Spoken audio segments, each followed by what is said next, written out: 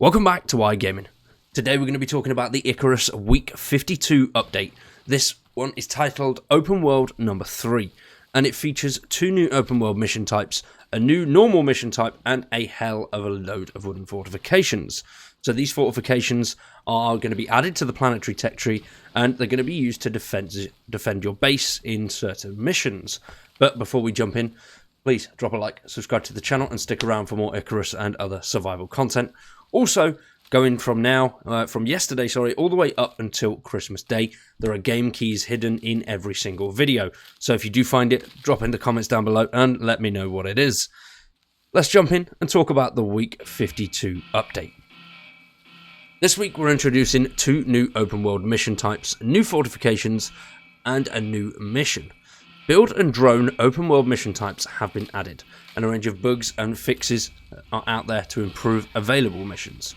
Alongside this, wooden fortifications now give you a true defense system to protect your base and assets in missions or open world, removing the need for makeshift solutions that players have used before, which, you know, we've all seen that. Build an entire house around a beacon that you've got to defend. Now we're actually getting defensive tools that we can use to save ourselves, and some of these do look pretty damn cool. Finally, a mission that will task you to perform research on enhancing tonics and their effectiveness has been added. Your briefing is down below when we will go over that in just a minute. But before that, next week they're going to be celebrating Icarus's 1-year anniversary and 52 straight weeks of updates. This is something we're incredibly proud of and can't wait to celebrate with you. Now, I'm hoping we see something very cool for that. I know there's the decentralization, is it decentralization or something along those lines, basically bringing a lot of it offline and all being hosted on your PC itself, which quite cool. I'm excited for that. Now, a little bit more in the open world quests. 2 new open world mission types have been added, and we've made a few changes and fixes to existing missions that discovered feedback from our community. So the first one is a build mission. Players need to build a watchtower and place a provided beacon on it. But what this does is actually give you a small buff in the area around the watchtower until the beacon is destroyed.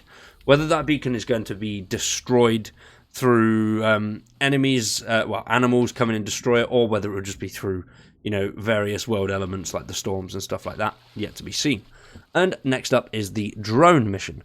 Players will have a limited time to find and upload data from a crashed drone, but when activated, the drone will likely attract nearby creatures, so be prepared to defend it, which is obviously where our wooden fortifications are going to come into play here.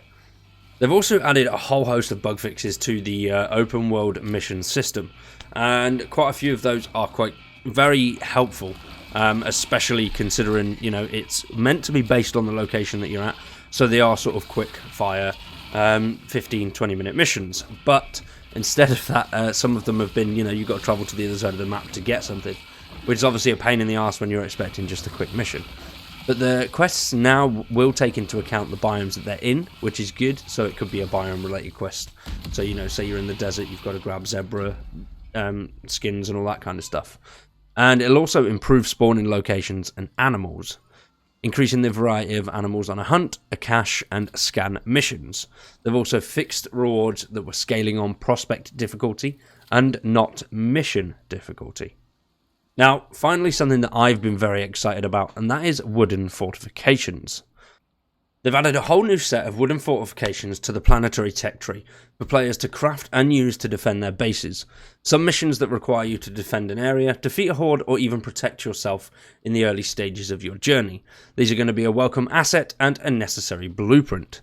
The new pieces include walls, interactive gates, ramps, walkways, and spikes that can be attached to walls and deliver damage on collision with whatever creature charges at them.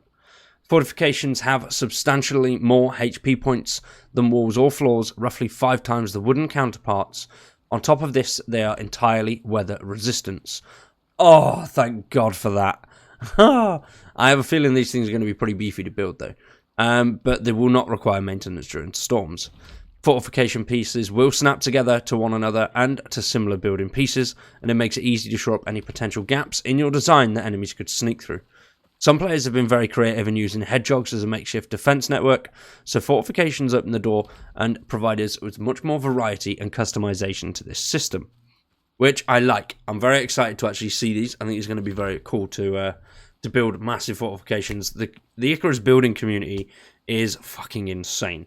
So seeing what these guys are going to come up with this is going to be really interesting. Next up, we have the new mission. The new mission is available to be played, and it will task you to perform research on enhancing tonics and their effectiveness. Tonics were introduced as a result of our past revamp last week, and your briefing is as follows. The operator is the UDA, the biome is enclosed wood, and the background. The UDA has been performing research on enhanced tonics made out of Icarus resources. Craft pills and enhancement tonics, eliminate wildlife to meet testing requirements. It is a flat fee, and all materials and safety survival concerns are the responsibility of the contractor. So for those that don't know, head over to Icarus, click properties, and then go down to betas, click down, and then experimental, then just update your game. And this is how you will access the next. So you access the new patch sometimes a week earlier, sometimes a couple of days earlier. So if you do want to check out the new stuff, be on there. But bear in mind, it is experimental, so you could be seeing the occasional bug. So the reason I've showed you that is because they're going to be pushing the data decentralization patch onto the experimental branch in preparation for it to go live. Please feel free to jump in and go with the freedom to revert back to the live build at any time. We do hope to push data decentralization next week with our dedicated servers beta. Please jump into Discord and post in the experimental branch channel for any bugs or feedback. And that is from Jake, the project lead.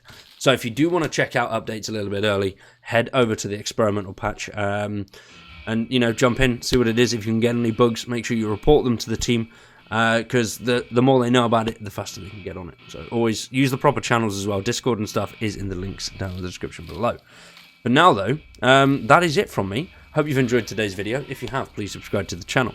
Drop a like on the video and stick around for much more survival content. Good luck to anybody, and stick around for the rest of December for more Game Key giveaways. We'll be doing them on all of our socials as well, so check the links in the description. I've been Wired, you've been awesome, thanks for watching, and we will see you in the next one.